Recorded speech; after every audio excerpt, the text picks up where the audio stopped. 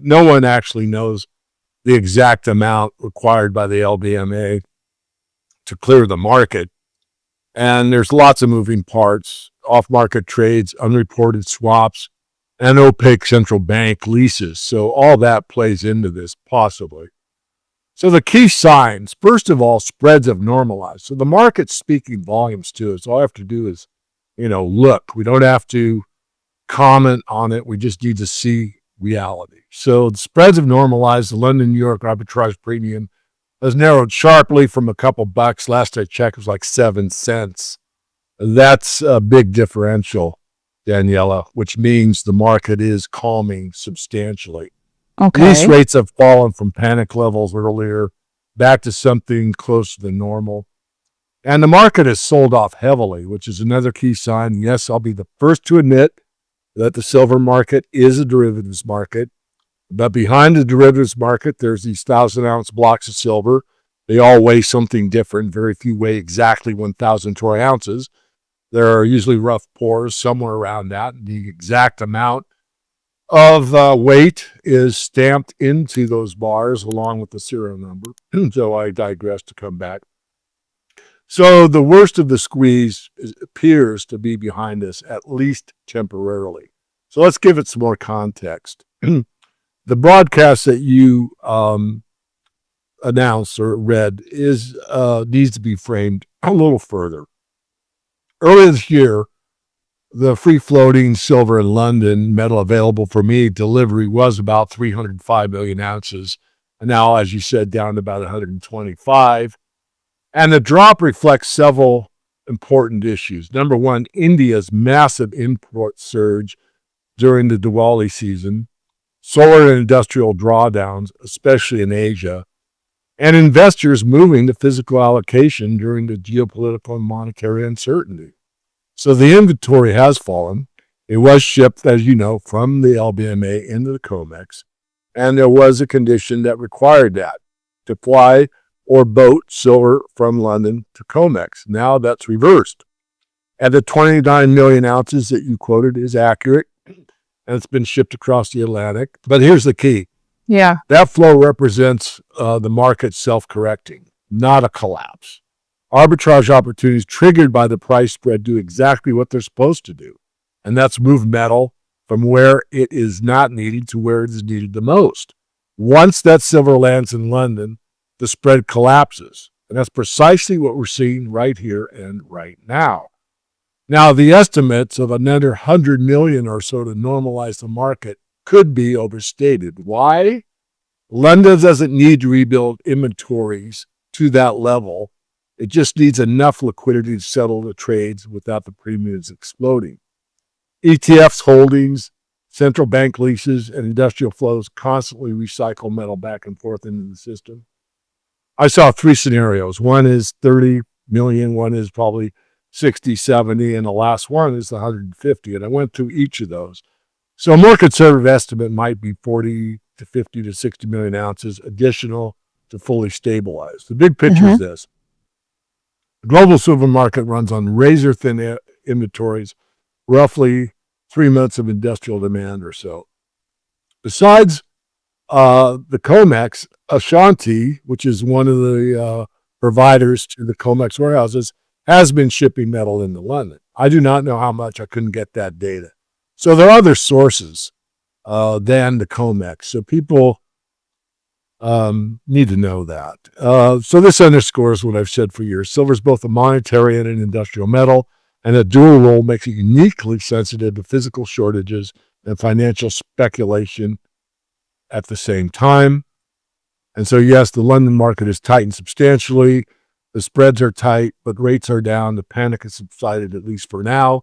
The underlying issue, a world running short of metal, a system built on paper claims, does remain.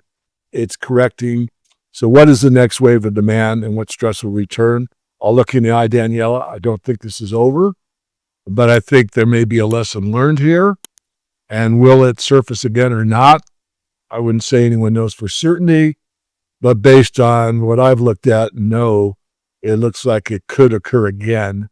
Would it occur again to this level? My gut feeling is no. I think that think there's enough of a shock to the system that those that are behind the scenes, we might say, probably be a little bit more conservative. And if I was short this market and it's getting near the 50-day moving average and I'm able to cover that short, I would probably be letting out a sigh of relief right now. Well, the lesson learned is something that I and so many others have said, that there'll be a day of reckoning where the physical market takes control over the paper paradigm. And that's what we've seen this year. We've seen metal that was absolutely required to go from one location to another location in order for the market to clear. Another one is a discrepancy in price. What you see at the SGA, the Shanghai Gold Exchange price versus the London price versus the New York price.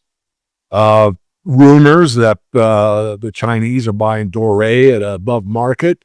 And all these things go into what's called discontinuities. I love big words, but that you wouldn't, in a free and fair market, the set price is pretty much across the board. I mean, you don't buy, a certain brand of bread in one store for X and X plus 10% and X plus 20%, depending on where you buy it from. Of course, that's probably not a good analogy, but you get my point, that when you have these dislocations in the market, they are going to rectify themselves. It's called arbitrage, as most of us know. And that is a red flag that says, look, this is no joke. Give me the metal. I need it now. The silver market runs on razor thin inventories. Did you say 3 months? Well, I said that. It could be more than that. But okay. You look at what the total hedge position is. Well, right now it is. I mean, I only have to make one data point correct to be correct. Right. But I should restate that, Danielle, and thanks for pushing back or giving me the opportunity to restate it. It isn't always that tight. But right here and right now, we've actually seen it a couple times.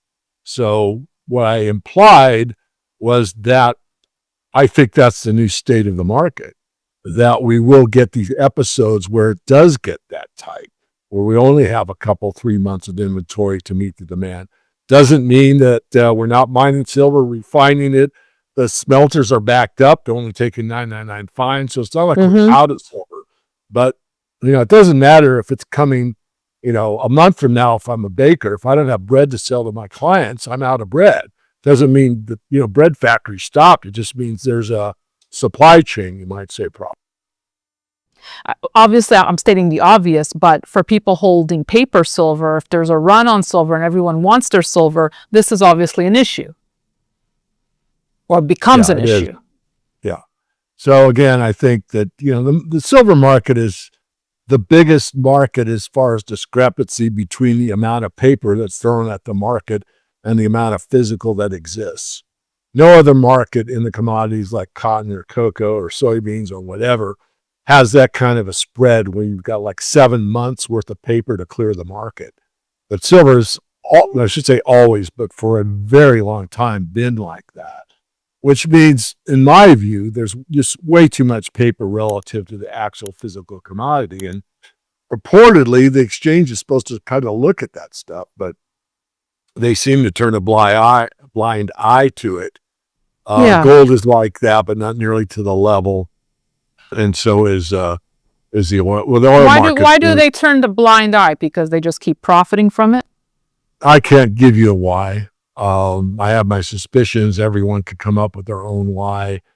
I suspect that they've always done it. They meaning the bullion banks primarily. And because of the idea that, nothing's happened yet, why not?